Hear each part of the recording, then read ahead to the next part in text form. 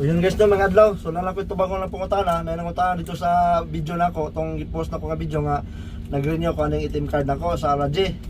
So nangutana siya o pila daw ka years ang expiration. So dire 0130. So January 2030. So 4 years ang expiration niya o 4 years ang kuan niya. So bago lang ako na renew pag naging buwan January. So mga January po din nakabutang January po. So January 2030. So 4 years ang yang expiration. Tapos sa pangutana nimo kung magamit pa ba ni sa Pinas at kung paano magkuha nito.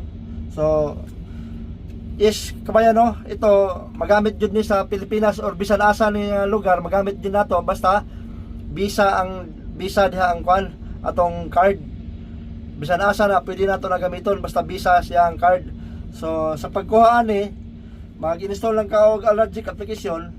Dito na ka mag-fill up sa mga lang information nimo sa mga pangalan ana. Mag-fill up lang ka dito para pag adto nimo sa kuan, dito na ka sa ATM sa machine na mag-print. Di na ka mosold pa dito sa kanang kuan sa cashier o sa ano nga. Dili na ka sa gawa sa machine, mag-print na lang ka ni. So di na hassle para online lang ka kuan, online lang ka fill up lang ka diya sa kuan. Fill up lang ka diya sa allergy apps. So para pag adto nimo sa machine diretso na print. Kuha na dayon dali ra kanina. So mao na to kabayan no, and shout out and God bless. Daghang salamat.